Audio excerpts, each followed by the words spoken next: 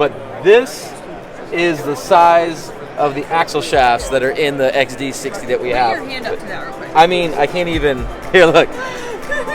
B cup. Double D cup.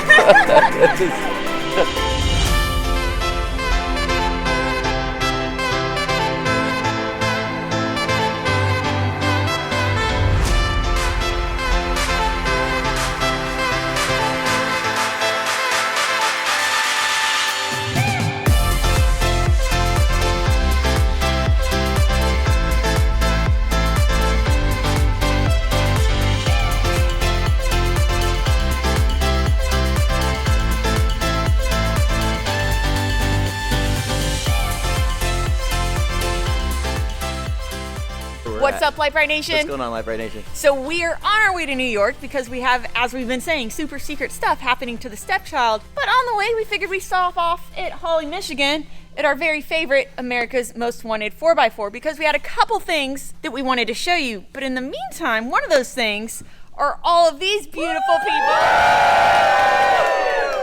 Right here. So we got here a day or so early so we could spend a couple days here, and we wanted to have a giant meet and greet. Look how many people showed up. You guys are so awesome. That's awesome. And as a bigger surprise, Kevin has decided that he wants to give a couple of people some ride-alongs in the stepchild. How many people am I giving ride-alongs to? We might have to go to the gas station. You ready? Oh yeah, I'm ready for this. It's gonna be awesome. All right, you ready?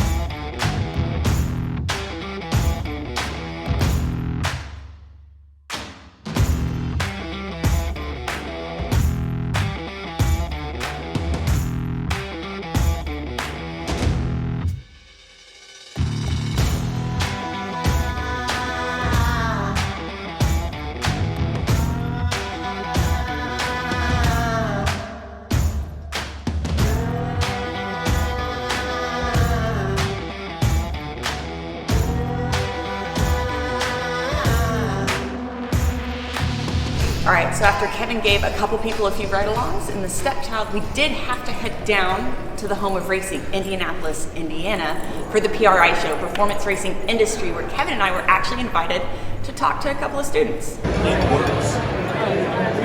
race fans, Tony Stewart here. Great.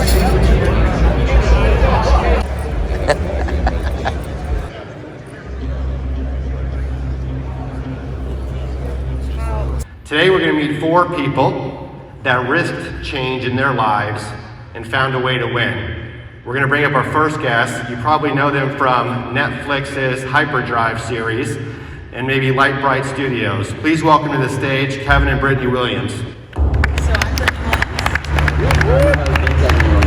That's Kelly Belly. Hi Kelly. Welcome to our episode of Cribs. Yeah, welcome to our Because this is where we live.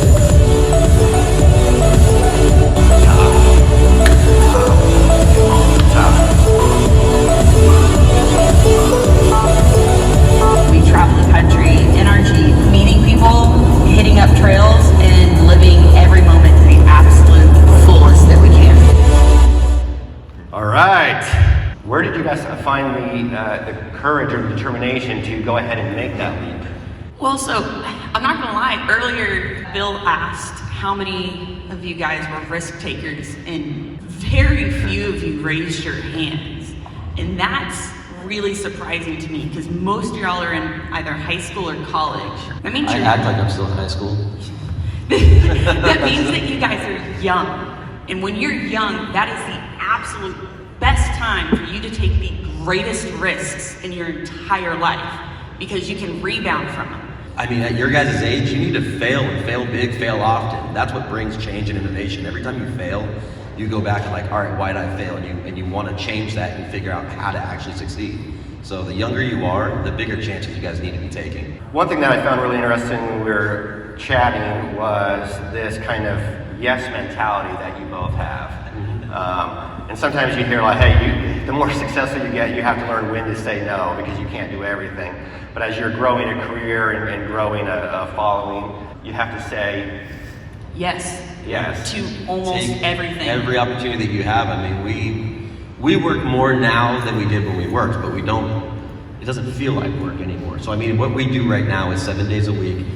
We're up till 2, 3 o'clock in the morning. We're up at 6, 7 a.m. But that's what it is for us. It's basically every time an opportunity presents itself, we always try to say yes. We always try to find a way and find the time to go do it, because what happens is the more opportunities you actually put yourself out there for, the more opportunities present themselves. They're not just going to come to your doorstep. You have to actually go out there and find them and create those opportunities for yourself. Absolutely. And now you touched on it a little bit on the amount of work that goes into running a YouTube channel. I think there is maybe a general misperception that, hey, you just kind of put a camera out there, you get your YouTube channel launched, it's fun, it's games, but that's not the case, right? It is not. I do all of the filming and editing for our YouTube channel. I'm typically filming all day long, and I'm usually up until about 2 or 3 a.m. editing. And it is 7 days a week. YouTube is just like a job. If you fail to upload a video, if you fail to go into work one day, you get punished for it. Your algorithm changes, your views don't go up, they go down, you don't get paid as much. You have to be consistently pushing yourself. And you don't have a boss there to tell you to do it. You Nobody's going to make you wake up and show up. Nobody's going to make you stay up till 3 a.m. editing the video that, you know, you're in the mountains and we have no service, so then we have to drive down, find a town, and sit at a Starbucks for 3 hours with crappy Wi-Fi. Yeah, so as with anything, if you're not willing to put in the effort and persevere on what you're doing, you're probably not going to be successful at it. Anything that you're going to do and do well, you're going to have to work at. Yeah, so the question is, what do you do when you lose motivation for the things you do? Brittany? So, and this is something that's actually really easy in life. Everyone has their hardships. Or at least my personal way of going about this, I surround myself with people who are self-motivated, who want the same things out of life that I do, who are go-getters and really want to achieve something. Who are positive influences. Positive influences.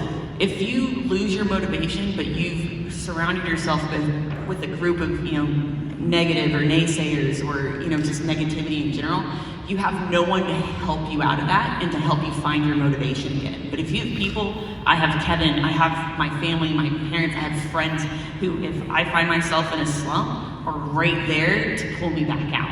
And I think having a massive, positive support group is essential in life.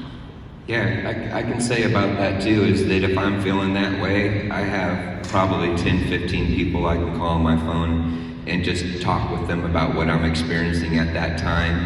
And these are 10 or 15 people that I trust and value, knowing that those people are only going to give me positive information that is going to directly help me in the things that I want to do. So it's kind of like faith. If you lose faith in something, if you're surrounded with your people that have the same interests, borrow their faith temporarily until you get your inspiration back. Right on. And real quick, maybe that's also yourself or life telling you that maybe you're not as into what you're doing as you think, and it's time for a change. Use that to possibly change your trajectory or your route. It doesn't always mean like, oh, I need to suffer through this. It might be time for a change. So this place is super awesome because it's everything performance related. Basically, PRI, for those that aren't aware, is literally for everything and anything racing. It doesn't matter what type of motorsport that you're involved in, whether it be off-road racing, drag racing, autocross, road course. They even have, what did y'all call it, marine racing? Marine offshore. racing. Every offshore racing, everything you could literally imagine, you can find here at the PRI Show.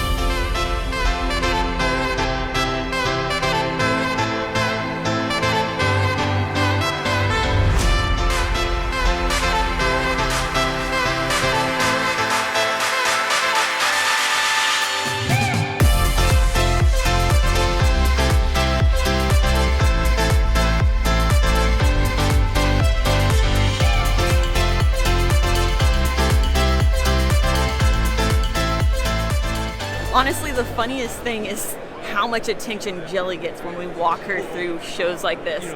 People will be walking by thousands of hours of like an engineered masterpiece.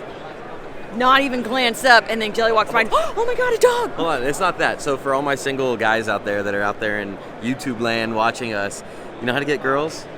Supposedly, little cute puppies. Jelly. So little cute puppies like that, and then from what we learned from somebody else yesterday is sunflowers. Sunflowers. Plant sunflowers. Girls so love sunflowers and puppies. That's how you get. That's how you get attention from girls. Cars and jeeps and trucks don't get you attention from girls. No big Girls deal. don't care about that.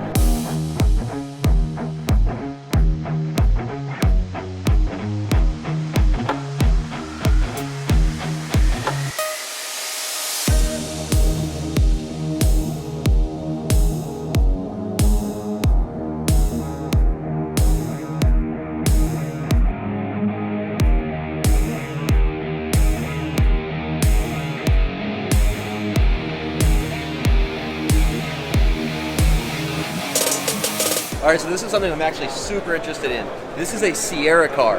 Now, it's built by Life Motorsports, and what it is a Hayabusa engine. It's a 1300cc motorcycle engine with a turbocharger. So you know I'm all about that. They have different power levels. I think most are maybe around the 300 mark in this tiny little single-seater cockpit.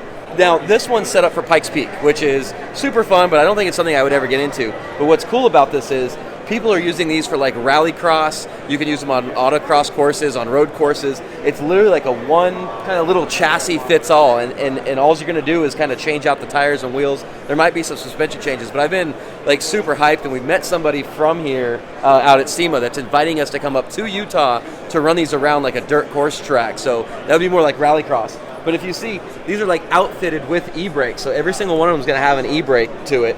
And then the paddle shifters, so everything's sequential. It's using a motorcycle, like I said, it's using a Hayabusa engine and transmission, so it's actually sequential, so it's ups and downs. Once you just use a clutch to get it going, and from there, it just bangs through the gears up and down. These things are absolutely monstrous anywhere they go, and we're really trying to find time to get up to Salt Lake City to come check these out. So it's called a Sierra car by Life Motorsports.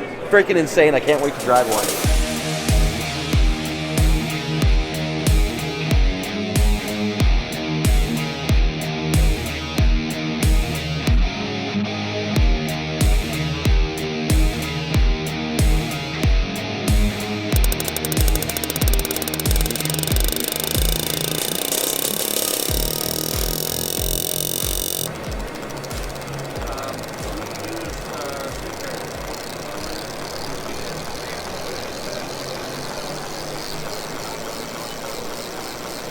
And since, of course, we are at PRI, Performance Racing Industry, of course, HP Tuners is going to be here as well. Now, for those of you that weren't aware, the Stepchild with its 6.4-liter Hemi is actually tuned with HP Tuners software.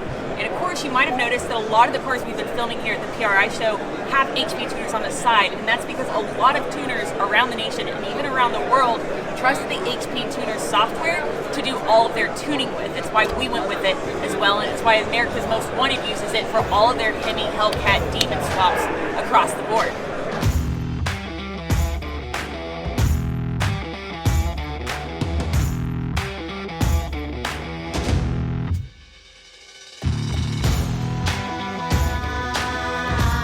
So the one we showed you earlier was turbocharged, Hayabusa motor. It had the paddle shifters. That was specifically built for the Pikes Peak car. Now looking at this one's definitely off-road. They've got off-road tires. The sequential is actually on the right-hand lever here, and of course you still have the e-brake. So this one's way more like towards like our style. I still wouldn't mind having the 400 horsepower with the turbo on it, just because I'm that crazy. Although there's no way to not have fun in this thing. So these things, you can jump them. You can kind of do what you do almost in a side-by-side, maybe not as rowdy, but there's a lot more speed and a lot more fun to be had in this thing. I actually can't wait to get up to Utah to drive one, because this is what they have.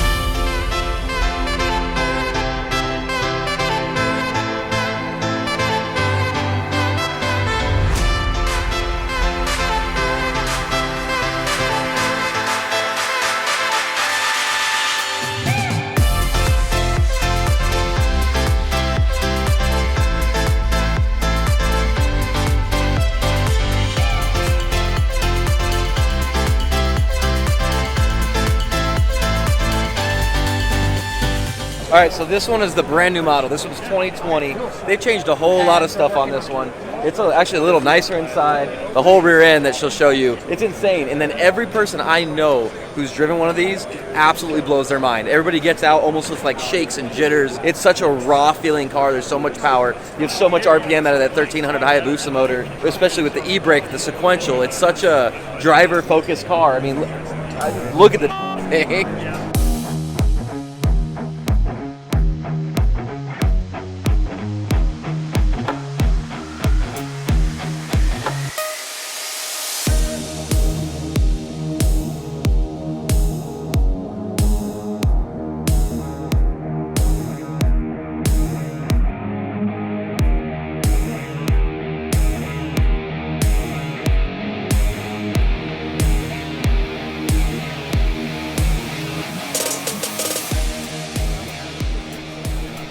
All right, so we're here in front of RCV Performance. Now, I know you guys have seen the video. We did go to RCVs on the jail, on the stepchild back in the day when we had the stock axles. And then we upgraded to the Pro Rock 44 front from Dynatrac, which we then still ran the RCVs with there's like a different inner shaft, the same outer. So here's the outer, this is the inner.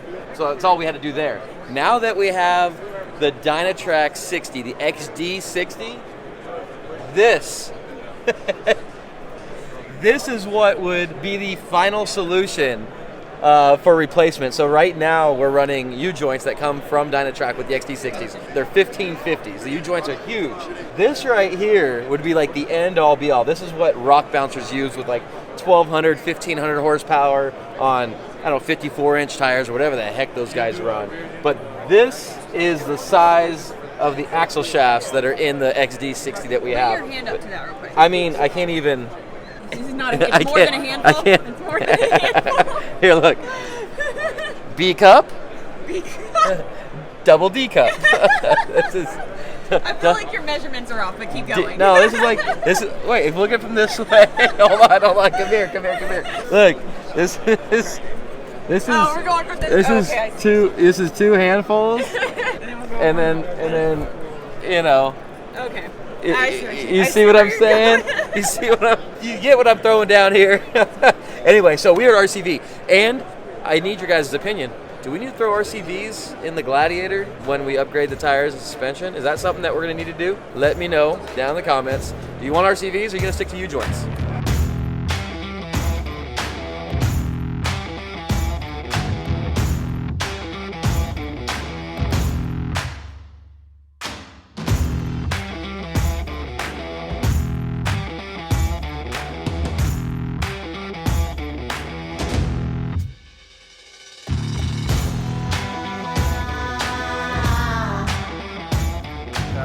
Not the middle one. This is not. Oh, this is the one on the far right that I said would probably.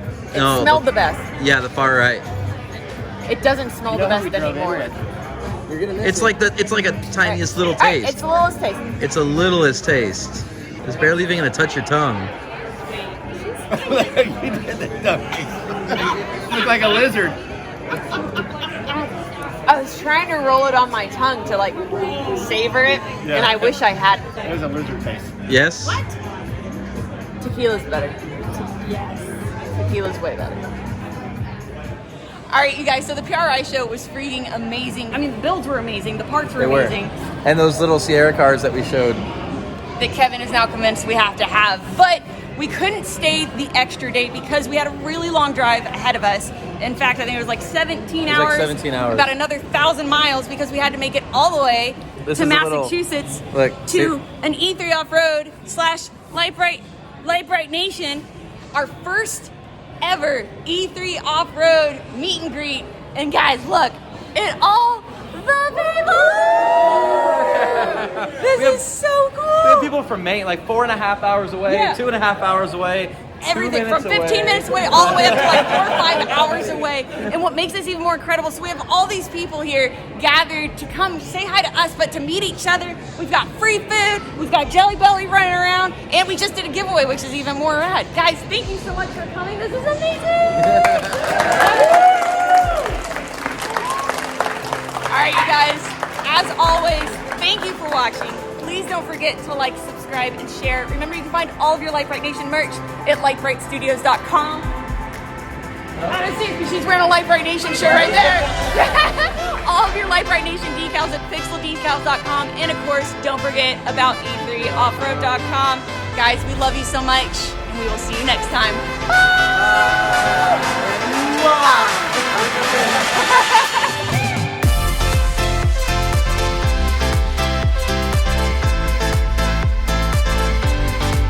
All right, you guys. So the PRI show was freaking fantastic. It was We made really, some. Oh, sorry. It was Go ahead. Start over.